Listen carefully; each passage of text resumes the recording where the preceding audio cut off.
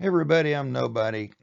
I want to talk a little bit more about Iran. I feel like we're losing. We keep hearing that we're winning in Iran, and I guess I want to explain my perspective on why I don't think we are winning. We're certainly blowing up lots of infrastructure. We're blowing up research facilities. We're blowing up their uranium purification facilities and what we think are their missiles, of which we've only hit a fairly small percentage. So I want to talk about that and why I think this is a loss and not the Fox News version of massive success and glorious achievement.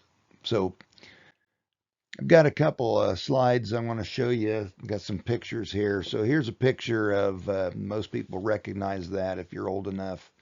That's the Twin Towers in New York City, and uh, and that happened on September 1st, 2001. Um, Many of us remember exactly where we were when that happened. And then there's these guys up here, which is a picture I found of some Iranian militants, and so our government is telling us that we're giving them a chance to take their country back. So I would equate that to the Republicans and Democrats in the United States, that if we'd completely destroyed one side, um, since the rhetoric mostly comes from the Republican side or MAGA side of who's evil or not. So let's say we kill all the Democrat leadership in our country. So do we believe that the ideology and beliefs of those people are going to change because we take some high officials out of their seats of power within the Democratic Party? Or we can consider this and go the other way around.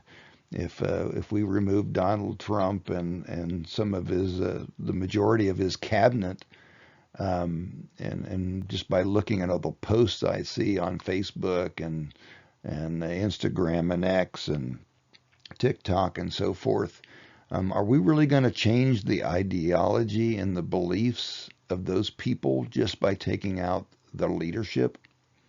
I don't think so. If you look at this image here, that was done by two aircraft that were hijacked by some Middle Eastern terrorists. Um, they did not use nuclear weapons, and they did not have intercontinental ballistic missiles, and they changed the world.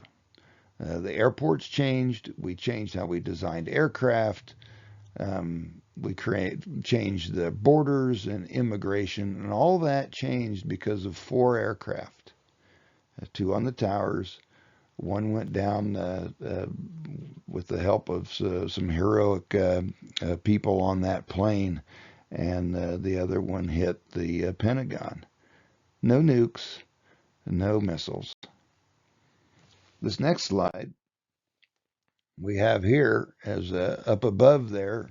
I found plenty of those when I was in Iraq, and we turned in thousands of those, and they're laying everywhere. So we can destroy Iran's capability to shoot them out of howitzers, but all that stuff's still laying around, and it doesn't take a whole lot to set one of those things off.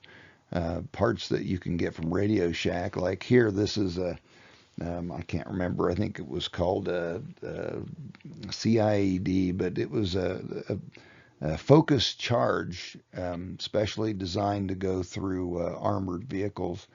And you can look at some of the technology there, and I can guarantee you that people who make that stuff from all over the world will make sure Iran can get that. So this boots on the ground idea that our administration has is just totally insane. It's not going to work. So so like I say, we've got this. We're trying to defeat ideology with bombs, and we're only destroying facilities. And the ideology is only becoming more anchored and entrenched than what it was before. We're replacing leaders, but if they hated us before, they're only going to hate us more.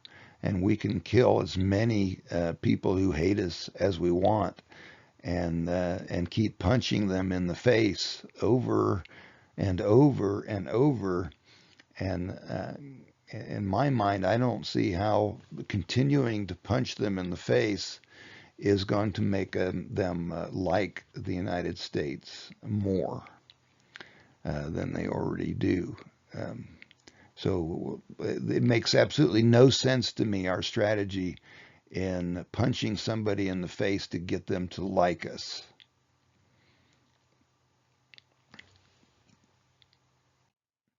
So in this picture, to the left here, this is the Obama money that the MAGA propaganda explains is that we gave them billions of dollars or trillions of dollars or and in pallets in cash.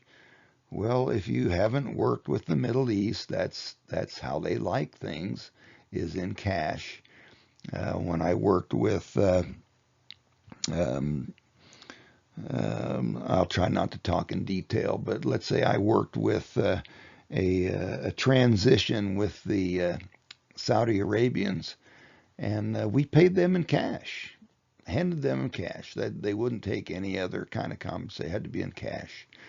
And so, and what gets me is this stuff. It wasn't U.S. money. It wasn't taxpayer money. It was their money that had been withheld through sanctions and other things.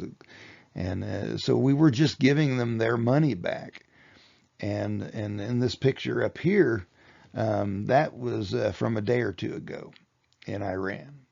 So I guess my question is if we're trying to make friends with people and get them to not hate us, is that a better technique, or is that a better technique for making friends? And like I say, we can keep punching them in the face all we want, and I just don't see how the punching them in the face strategy is going to help in the long run. There's a lot of folks out there younger than me that are concerned, and those are the people that I'm thinking of. Guys like me, we got, I might have 20 years left. Who knows? So we need people in office that are able to at least consider the long term and not be solely working for the benefit of the short term, like say maybe a midterm election, and trying to get success there by doing all this, spending $1 billion a day. So those are my thoughts of why I think we're losing to Iran. We're losing in the long run. We might think that we have short-term gains by destroying facilities and research defensive capabilities that they have, uh, and it's not going to change how they feel.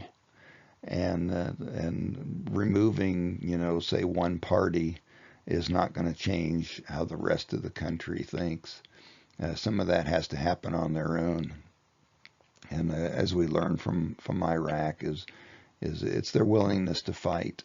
And if they're not willing to fight for us, we can blow up everything we want, and it's not going to change things. So short-term win, definitely long-term loss, and that's where I'll conclude my did we lose in Iran. I'm nobody. Be strong. Love thy neighbor, and together I know we can do better. Nobody out.